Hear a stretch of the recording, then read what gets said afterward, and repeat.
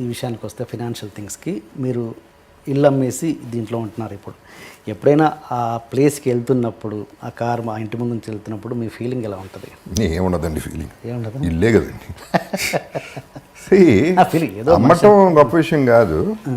నేను అనేది ఇది మెటీరియలిస్టిక్ అండి. ఇప్పుడు మెటీరియలిస్టిక్ థింగ్స్, అందుకనే ఇప్పుడు నా థింకింగ్ వేరండి. ఇప్పుడు డబ్బు అనేది ఒక రేంజ్ వరకే డబ్బుకి రెస్పెక్ట్ ఇవ్వాలి.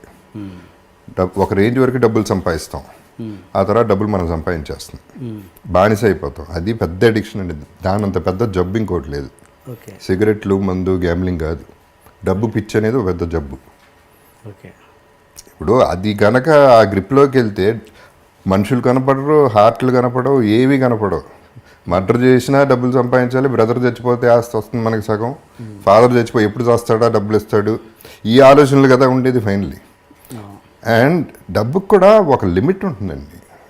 మీరు క్లియర్గా ఆలోచిస్తే ఎంతమంది వేల కోట్లు పెట్టుకుని ఏం చేస్తున్నారండి లైఫ్లో? నాకు ఉందంటున్నారు, ఓకే, ఉండి ఏం చేసుకుంటున్నారు?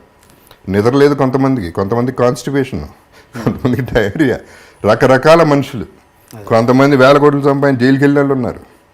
కొంతమంది అంటే జెన్యున్ క్రైమ్ చేశారో లేదో పక్కన పెట్టండి, కన్విక్షన్ పక్కన పెట్టండి.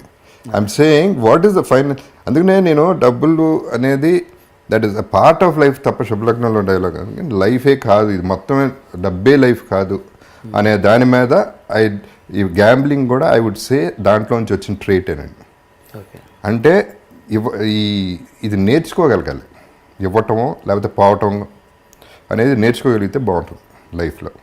ఇప్పుడు for example I was doing fine అండి. ఒకప్పుడు నా car Land Cruiser Prado. That was the best car, ఇండస్ట్రీలోనే బెస్ట్ కార్ నేను కొంది. 3-4 ఏళ్ళు ఉంది.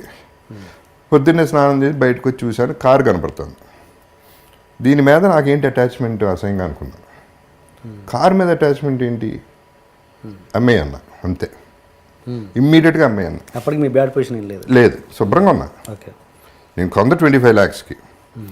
సరే డెస్పరేట్ మామూలుగా నేను అమ్మేయన్నాక పట్టించుకోండి పెద్దగా. ఎవరో 9 లక్షలు 10 లక్షలు అన్నాడు, తీసుకుపో అన్నా. ఇక దాని గురించి డిస్కషన్ వద్దు. So that is how I feel. Letting go, వదలగలిగితే చేయి నొప్పి పట్టదు, పట్టుకుంటేనే చేయి నొప్పి పడుతుంది. ఇది నాది అంటే మనం we are torturing our mind and body and everything. And మిగతా అన్నీ మర్చిపోతున్నాం. ఎంతమంది పేరెంట్స్ని కలుస్తున్నారండి, ఎంతమంది కలిసి ఉంటున్నారు ఫ్యామిలీలో, ఎంతమంది హస్బెండ్ అండ్ వైఫ్ హ్యాపీగా ఉంటున్నారు. డబ్బు విషయంలో కూడా ఎన్ని డివోర్సులు జరుగుతున్నాయి. So all this the main villain in life is money అండి. సో అందుకనే నేను ఆ మనీ అనే దానికి అంత ఇంపార్టెన్స్ ఇవ్వకూడదనే నా ఫిలాసఫీ అండి. బికాజ్ నేనేంటి, నాకున్న డబ్బు నాకు చాలా తక్కువ ఉందండి నిజం చెప్పాలంటే. అది కూడా మళ్ళీ తిరిగి సంపాదించింది. కానీ నేను నా ఫస్ట్ క్లాస్లో వెళ్తాను, నా 5-star హోటల్లో ఉంటాను, నా ఫ్యామిలీ అట్లాగే వెళ్తుంది, ఫ్యామిలీ అలాగే ఉంటుంది. వాళ్ళకి ఎంత మిగిలితే అంత పిల్లలకి ఇస్తాం అంతే. ఎవడు రూల్ పెట్టలేదు 1,00,000 కోట్లు ఇవ్వాలని. వాళ్ళ బతుకు బతకాలి. ఇవ్వగలిగితే ఇవ్వు, ఇవ్వలేకపోతే నోరు మూసుకు కూర్చో అంతే. అండ్ మీకు బ్యాడ్ ఫీల్, కొంత ఫ్రస్ట్రేషన్ కూడా ఉందండి దీంట్లో. బికాజ్ ఆ ఒక్క దృష్టితోనే చూస్తున్నారు జనాలు. పొద్దున్న లెగిస్తే ఎలా మోసం చేద్దాం, ఎవరిని బకరా చేద్దాం అనే పద్ధతిలో ఎంతమంది ఉన్నారు అంటే నెగిటివిటీ స్ప్రెడ్ అవుతూనే ఉంది. అందుకని I don't go for parties అండి. పార్టీస్కి వెళ్తాం, ఓకే, మందు కొట్టేస్తాం, రాత్రి అంతా ఒకరికి వాళ్ళు మాట ఇచ్చేస్తాం, రేపు మనం అది చేసేద్దాం ఫోన్ కూడా ఎత్తారు రేపు. సో అల్టిమేట్లీ దానికి ఎంత వాల్యూ ఉందో చూడండి, అండ్ మనకెంత వాల్యూ ఉందో చూడండి. సో మనిషి వాల్యూ ఇస్తున్నావా, డబ్బుకు వాల్యూ ఇస్తున్నావా అనేది ఇంపార్టెంట్ పాయింట్. మీరు అన్నారు ఇప్పుడు నా 5 స్టార్లో ఉండాలి, నా ఫ్యామిలీని అలాగే. నేను 5 స్టార్లోనే ఉంటాను, 150 రూపీస్ రూమ్లో కూడా ఉంటానండి. అది కూడా ఉంటా. I'm telling I can afford. అంటే నేను మీ బ్యాడ్ ఫేజ్లో కూడా అలా ఫ్యామిలీకి చూపించారా? అలా చూపించిన పరిస్థితి కూడా వచ్చిందా మీకు? వచ్చిందండి సిచ్యువేషన్. అంటే ఒకటి ఏంటంటే ఆ ఫ్యామిలీకి చాలా వరకు లాస్ట్ 1 year వరకు ఏం తెలియదు, అది నేనేం చెప్పలేదు ఎవరికి. So I had to maintain. వాళ్ళు అడిగింది ఇవ్వటం వరకు చేసాం, అంతవరకు చేసాం. అప్పు చేశాను, అది అప్పు చేశాను, 60% ఇంట్రెస్ట్ కట్టిన రోజులు కూడా ఉన్నాయి. సో అవన్నీ దట్ ఈస్ మై ప్రాబ్లం. పెళ్లి చేసుకున్నాం, పిల్లల్ని కన్నాం, వాళ్ళని చూసుకోవాలి. ఎలా చూసుకుంటాం అనేది నా ప్రాబ్లం. సో అది అప్పు చేశాను, దానివల్ల అప్పులు పెరిగిపోయినాయి, ఇంట్రెస్ట్లు పెరిగిపోయినాయి, వాట్ ఎవర్ హ్యాపీ. అది నేను పడ్డాను, ఆ గొడవంతా నేను పడ్డాను. ఏమంటే కంపేర్ చేసుకుంటే what is my problem in life? I don't have a problem ఉందనుకుంటే ప్రాబ్లం అండి. ఫర్ ఎగ్జాంపుల్ నిన్న సంజు సినిమా చూశానండి, సంజు దత్ లైఫ్ చూశాను. ఆ లైఫ్ చూసిన తర్వాత నా లైఫ్ ఎంత గొప్ప, ఎంత హ్యాపీగా ఉంది. సో రివర్స్లో ఫీల్ అయితే నోబడీ హ్యాపీ. సాటిస్ఫాక్షన్ లెవెల్ ఎక్కడ ఉంటుంది? నేను అందరికీ చెప్పేది ఒకటేనండి. ఇప్పుడు నేనున్నాను, జగపతి బాబు ఇక్కడ ఉన్నాడు, అక్కడ లేడు, ఇక్కడ ఉన్నాడు. దీని కింద ఎంతమంది ఉన్నారు? వీళ్ళందరికంటే పైన ఉన్నా కదా. అక్కడికి చూస్తా, అక్కడికి వెళ్తే బాగుందని ఆలోచిస్తా, కానీ ఇక్కడ హ్యాపీగా ఉన్నా. అలా ఆలోచించగలిగితే will have much more love in the society. That is what I'm trying to say. నేను ఇంతకుముందు ఇప్పుడు ఇల్లు అమ్మేయటం అనేది అసలు నేను లేను కూడా లేను. యాక్చువల్లీ ఇల్లు అమ్మేసినాక నేను వైజాగ్లో లెజెండ్ షూటింగ్ చేస్తాను, వైఫే ఖాళీ చేశారు. సో అసలు ఇల్లు అమ్మేస్తున్నారు, బయటికి వెళ్ళిపోతున్నాం అనే ఫీలింగ్ నాకు లేనే లేదు. టు ప్రూవ్ దట్ రీసెంట్గా ఒక పర్టికులర్ విజువల్ నేను షూట్ చేసుకున్నాను వేరే దానికి. ఆ ఇంటి ముందే నేనే కావాలని తీసుకెళ్ళి కెమెరా పెట్టి గేట్ బయట నుంచుని, ఒకప్పుడు నా ఇల్లు ఇది, ఇప్పుడు ఇల్లు అదే, అడ్రస్ అదే, పేరు మారింది, అంతే జరిగింది, అంతకంటే ఏమీ జరగలేదు. ఈ ఇల్లు పోవడం వల్ల నాకేం పెద్ద నష్టం కలగలేదు, ఎందుకంటే పెద్ద ఇల్లే కట్టుకోగలను. So it is not an issue అనేది ఇంతకుముందే చెప్పాను. వాటి మీద ప్రేమ పెంచేసుకుంటే మనం ఎందుకండి ఇంకా కావాలి. ఇల్లు ఉంటే బాగుంటుంది. బ్రహ్మాండమైన ఇల్లు కట్టడం చాలా ఖర్చు పెట్టి చాలా మంచి ఆర్కిటెక్ట్ బ్రహ్మాండమైన ఇల్లు, అందరూ వచ్చేవారు, అందరికీ విపరీతంగా వచ్చేది, అందరికీ 300 రోజులు భోజనం పెట్టేవాడిని. So wonderful times we had, all that is okay fine. But situation అది అయితే ఏమవుతుంది ఏమంటే, ఇప్పుడు హాస్పిటల్కి వెళ్తే పేషెంట్ని చూడటానికి ఒక రూమ్కి వెళ్తే పేషెంట్ చచ్చిపోయాడు, వేరే పేషెంట్ వచ్చేసాడు, పేరు మారిపోయింది, అక్కడ మనిషే పోయాడు అక్కడ. అంత సింపుల్గా జరుగుతుంది. ఇల్లు, కారు ఇట్లాంటివన్నీ అంత సీరియస్గా తీసుకుంటే I don't think you're giving value to your life. ఉన్నాయండి, అన్ని డబ్బులు ఉంటే ఏదన్నా చేసుకోండి లైఫ్లో, ఆల్ దట్ ఈస్ ఓకే. ఆ ఇల్లు మన ఇండస్ట్రీ వాళ్ళే కొన్నారా లేదా బయట వాళ్ళు? లేదు, బయట రమేష్ గారు అని బయట.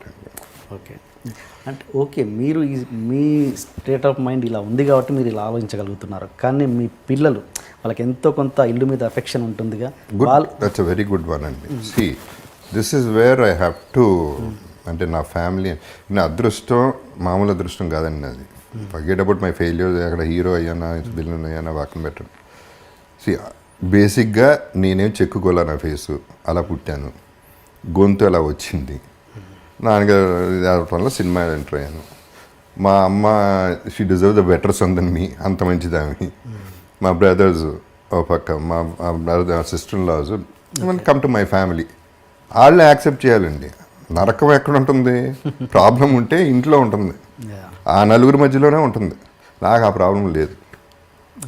బాధపడతారు, డౌట్ లేదు, బాధపడతారు. ఎక్స్ప్రెస్ కూడా చేయలేదు ఎక్కువ, గొడవ అవ్వలేదు, ఆర్గ్యుమెంట్ అవ్వలేదు, ఏ రోజు ఏమీ జరగలేదు. వాళ్ళు ఒకటే రిక్వెస్ట్ చేశారు, ఇల్లు అమ్మద్దు, ట్రై చేయండి అంది. కుదరలేదు, అమ్మాం. దానికి అదృష్టం ఉండాలండి ఫస్ట్. ఫ్యామిలీ బాగుంటాం అనేది అది అదృష్టం, మిగతా ఇంకేం అవసరం లేదు. ఇంకేమున్నా లేకపోయినా బతికేయచ్చు. ఇంటికి నేను ఒకటే అడిగానండి, పెళ్ళప్పుడు కూడా నేను ఒకటే చెప్పా, బయట ఎన్నన్నా పడతాను ప్రాబ్లం లేదు, ఇంటికి వచ్చేపాటు ఒక స్మైల్తో ఉండు చాలు.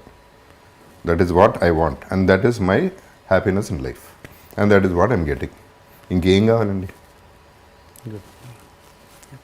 ఇప్పుడు ఇది కూడా అంతకుముందు డబ్బుకి వస్తాయనండి, అంతకుముందు ఏమంటారు దీన్ని, ముజ్జరాలకి వెళ్ళేవాడిని బాంబేలో, ఇక్కడ ఫామ్ హౌస్లో పెట్టినప్పుడు. ఏంటనేది నాకు క్యూరియాసిటీ. 2-3 సార్లు చూసి నాకు చాలా చిరాకు వచ్చింది. ఆ నోట్లు అట్ట ఇసిరేయటాలు, ఇక్కడ పెట్టటాలు, ఆడాళ్ళకి అక్కడ పెట్టటాలు. అసలు ఏంటిది? ఏం వాల్యూ ఇస్తున్నాం మనం ఆడాళ్ళకి? స్త్రీకి ఇదే మనం ఇచ్చే వాల్యూ? 100 రూపాయలు 10 రూపాయల కోసం వాళ్ళు పడి దానికోసం కష్టపడటం. వాళ్ళ పాపం వాళ్ళ బ్యాడ్ లక్ అట్లా అయింది. ఈ ఎదవలకి ఏమొచ్చింది? ఇదే పద్ధతి అంటే? ఐటమ్ ఒక టాయ్ కంటే వర్స్గా ఒక స్త్రీని చూడటం అనేది చాలా బాధ వేస్తుంది నాకు. సో నేను ఎప్పుడు ఏమనుకునేవాడిని, నా ఫీలింగ్ ఇది చేయలేదు, కానీ ఒకసారి వెళ్ళాను ముజరాకి, 1,00,000 రూపాయలు చేతిలో పెట్టి వెళ్ళిపోయాను అంతే. ముజరా చూడలే. అది నాకు నచ్చింది. At least she'll be happy for 1 month or whatever. 1 కోటి రూపాయలు ఇవ్వాలని నాకు అంత ఆశ ఉందండి అటువంటి వాళ్ళకి. ఇలా కాదు చూడాల్సింది, ఇది కాదు లైఫ్. ఓకే. సో డబ్బు గురించి చెప్తున్నాను, నేను coming back to that point. That is my expression ఏంటి? ₹1,00,000 చేతిలో పెట్టగానే నేను చూడను కూడా చూడలేదు. ఓకే. నేను చూడను కూడా చూడలేదు యాక్చువల్లీ.